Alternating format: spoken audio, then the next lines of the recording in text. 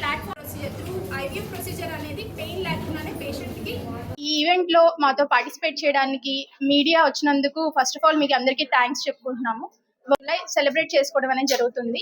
49 hospital అనేది గత 10 yearsగా పిల్లలు లేని కపుల్స్కి వాళ్ళకి మేము హెల్ప్ చేయడం అనేది, ట్రీట్మెంట్ ఇవ్వడం అనేది జరుగుతుంది. ఈ ప్రాసెస్లో భాగంగానే చాలా రీసెర్చ్ అండ్ పేషెంట్కి సంబంధించిన ఇష్యూస్ పైన రీసెర్చ్ చేసేసి వాటి మీద పేపర్స్ కూడా మేము డిఫరెంట్ కంట్రీస్లో ప్రజెంట్ చేయడం అనేది జరిగింది. లైక్ ఎష్రే, ఆస్పైర్ అనే కాన్ఫరెన్సెస్లో 49 hospitals paper presentations and oral presentations కూడా చేయడం అనేది జరిగింది. ఈ పేపర్ ప్రెజెంటేషన్స్ మూలంగా హాస్పిటల్కి కానీ పేషెంట్స్కి కానీ జరిగే యూజెస్ ఏంటి అంటే, అసలు ఏ ప్రాబ్లమ్స్ మూలంగా పేషెంట్స్ వస్తున్నారు, ఆ ప్రాబ్లమ్స్ ఎందుకు వస్తున్నాయి, అవి చూసుకుని వాళ్ళకి ఎటువంటి ట్రీట్మెంట్ ఇస్తే వాళ్ళకి రిజల్ట్ అనేది వస్తుంది, వీటిపైన మనం రీసెర్చ్ అనేది చేసి ఒక కంక్లూజన్కి వచ్చేసి ఆ పర్టికులర్ ఏరియాస్లో ఉన్న పేషెంట్స్కి అది హెల్ప్ఫుల్గా ఉంటుందని మెడికేషన్స్ అనేది ఇవ్వడం అనేది జరుగుతుంది. ఈ డిఫరెంట్ ప్లాట్ఫామ్స్లో ప్రెజెంట్ చేయడం అనేది మేము చాలా హానరబుల్గా ఫీల్ అవుతున్నాము. And at the same time 49 హాస్పిటల్స్లో జనరల్లీ ఐవీఎఫ్కి వచ్చే వాళ్ళు మామూలుగా భయపడేది ఏంటి, ఇంజెక్షన్స్కి భయం వేస్తుంది, ఇంజెక్షన్స్ పెయిన్ఫుల్ ఉంటాయా అని ఆలోచిస్తారు. జనరల్ ప్రెసెంట్ కండిషన్స్లో ఏంటంటే విత్ ఎవ్రీథింగ్ సైన్స్ అనేది డిఫరెంట్ టెక్నాలజీ అనేది అడ్వాన్స్ అవుతూ వస్తుంది. ప్రీవియస్గా ఇంజెక్షన్స్తో ఇచ్చే ఏదైతే ఐవీఎఫ్ ప్రొసీజర్ ఉందో, now there is something called needle free injections కూడా వచ్చాయి. ఈ నీడిల్ ఫ్రీ ఇంజెక్షన్స్ అనేవి రీసెంట్ అడ్వాన్సెస్లో భాగంగా పేషెంట్స్కి పెయిన్ అనేది లేకుండా throughout the procedure, through IVF procedure అనేది పెయిన్ లేకుండానే పేషెంట్కి అందుబాటులో వస్తుంది అనమాట. ఇవి 49 అన్ని ఫర్టిలిటీ సెంటర్స్, 11 ఫర్టిలిటీ సెంటర్స్లో నీడిల్ ఫ్రీ ఇంజెక్షన్స్ అనేవి అవైలబిలిటీ అనేవి ఉన్నాయన్నమాట.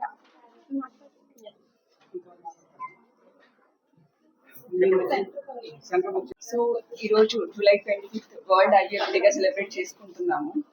సో అందరూ కపుల్స్ ఇన్ఫర్టిలిటీ గురించి మాట్లాడడానికి సంకోచిస్తూ ఉంటారు. సో ఇన్ఫర్టిలిటీ అనేది ఎవరి తప్పు కాదు, it is not the mistake of wife or husband. Okay, ఎవరిలో అయినా ప్రాబ్లమ్స్ ఉన్నప్పుడు మనం వెంటనే హాస్పిటల్కి వెళ్ళి సంప్రదించడం, సరైన ఎవాల్యుయేషన్ చేయించుకోవడం, ట్రీట్మెంట్ తీసుకోవడం అనేది చాలా అవసరం. సో ఇన్ఫర్టిలిటీ చాలా కాజెస్ ఉంటాయి. ఒకటి ఏజ్ ఫ్యాక్టర్ కానీ, లేకుంటే పీసీఓడి, ఎండోమెట్రియోసిస్ అనే కండిషన్ ఉంటుంది. మేల్ ఫ్యాక్టర్ వల్ల ఇలా చాలా కాజెస్ ఉంటాయి. సో ఇన్ఫర్టిలిటీ అంటే తొందరగా లైక్ ఒక కపుల్ 1 year మ్యారేజ్ తర్వాత 1 year కరెక్ట్గా ట్రై చేసి అప్పటికి కూడా కన్సీవ్ అవ్వలేదు అంటే వాళ్ళు హాస్పిటల్లో డాక్టర్ని సంప్రదించి సరైన ఎవాల్యుయేషన్ అండ్ ట్రీట్మెంట్ తీసుకోవడం వల్ల వాళ్ళకి సక్సెస్ అనేది ఉంటుంది. And every couple doesn't need IVF. కొంతమంది సరైన ట్రీట్మెంట్తో న్యాచురల్గా కన్సీవ్ అయిన వాళ్ళు కూడా ఉన్నారు. So every patient and every couple story is different. So the main thing is early evaluation and treatment is the main thing in IVF. Thank you. Doctor Keerthi. So ఈరోజు మనం July 25 world IVF డేని celebrate చేసుకుంటున్నాం. So ఈరోజు మనకు first IVF baby అనమాట, Louise Brown 1978లో ఫస్ట్లో ఇంగ్లాండ్లో పుట్టింది. సో అప్పటి నుంచి ఎవ్రీ జూలై 25 మనం వరల్డ్ ఐవీఎఫ్ డేగా సెలబ్రేట్ చేసుకుంటున్నాం. సో ఇలా సెలబ్రేట్ చేసుకోవడం యొక్క మెయిన్ ఉద్దేశం ఏంటంటే ఒక అవేర్నెస్ కోసం. సో ఇప్పుడు చాలా మంది పేషెంట్స్ ఐవీఎఫ్, ఐయుఐ ట్రీట్మెంట్స్ ఇలా అనగానే ఎవరికి చెప్పుకోవడానికి ఇష్టపడరు, హాస్పిటల్కి రావడానికి కూడా ఇష్టపడరు. సపోజ్ అదే ఒక పేషెంట్కి మీకు ఫీవర్ వచ్చింది అనుకోండి, ఈజీగా హాస్పిటల్కి వెళ్తారు, చూపించుకుంటారు. బట్ ఐయుఐ, ఐవీఎఫ్ ఇలాంటి ట్రీట్మెంట్స్ వినగానే సో చాలా మందికి ఏంటంటే ఒక ట్యాబు అంటారు, అలా చెప్పుకోవడానికి ఇష్టపడరు, ట్రీట్మెంట్కి వెళ్ళడానికి ఇష్టపడరు. సో ఇలాంటి డేస్ మనం సెలబ్రేట్ చేసుకుంటే అట్లీస్ట్ ఇలాంటి అవేర్నెస్ చాలా మందికి వెళ్తుంది. సో మెయిన్గా ఫర్టిలిటీ అవేర్నెస్ కోసం మనము ఇలాంటి డేస్ సెలబ్రేట్ చేసుకుంటున్నాం. సో అందుకోసమనే 49 ఈరోజు ఈ ప్రోగ్రామ్ అది కండక్ట్ చేస్తుంది. సో డాక్టర్ కావ్య గారు ఎక్స్ప్లెయిన్ చేసినట్లు, సో 49 అంటే అకాడమికల్లీ చాలా స్ట్రాంగ్. సో చాలా రీసెర్చ్ పేపర్స్ అనేవి రీసెంట్గా చాలా గ్లోబల్ ప్లాట్ఫామ్లో ఎష్రే అండ్ ఆస్పైర్ ఇలాంటి కాన్ఫరెన్సెస్లో మనం ప్రజెంట్ చేయడం అనేది జరిగింది. సో ఇలాంటి ప్రజెంట్ చేయడం వల్ల మనం పేషెంట్కి ఇంకా బెటర్ సక్సెస్ రేట్ అందివ్వచ్చు.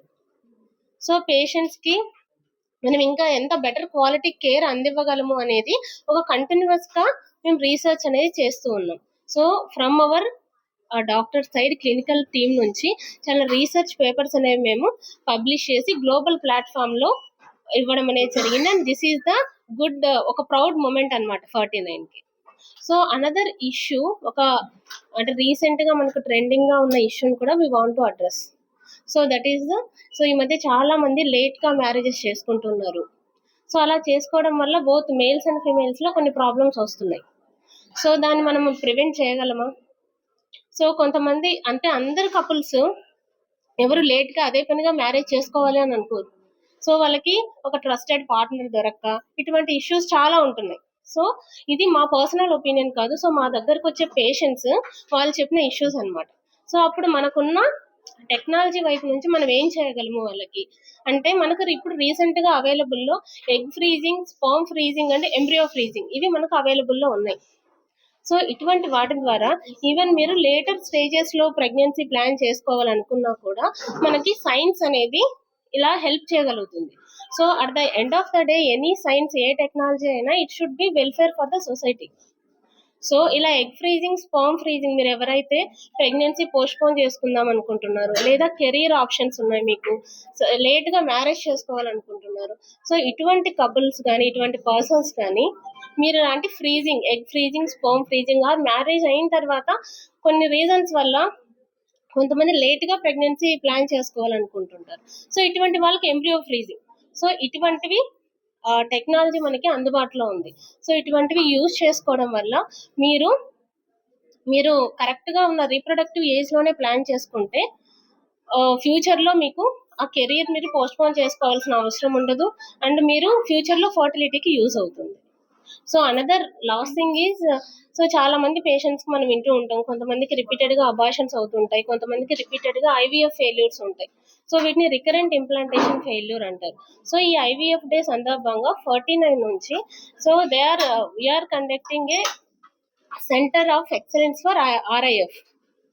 అంటే ఎక్కువ సార్లు ఇలా ఐవీఎఫ్ విఫలమయ్యే పేషెంట్స్ కోసము ఒక ప్లాట్ఫామ్ అనేది క్రియేట్ చేయడం జరుగుతుంది. సో దీని ద్వారా వీఆర్ కొలాబరేటింగ్ విత్ ఇంకొంతమంది ఎక్స్పర్ట్స్ తో కలిపి ఇలా రిపీటెడ్ గా ఐవీఎఫ్ ఫెయిల్ అయ్యే వాళ్ళకు అండ్ ఎక్కువ సార్లు అబార్షన్స్ ఇలా అయ్యే వాళ్ళకు ఇంకా మేము ఫ్యూచర్ లో ఇంకా ఎక్కువ రీసెర్చ్ చేయడానికి కానీ లేదంటే వాళ్ళకి ఇంకా బెటర్ కేర్ అందివ్వడానికి కానీ ట్రై చేస్తున్నాం.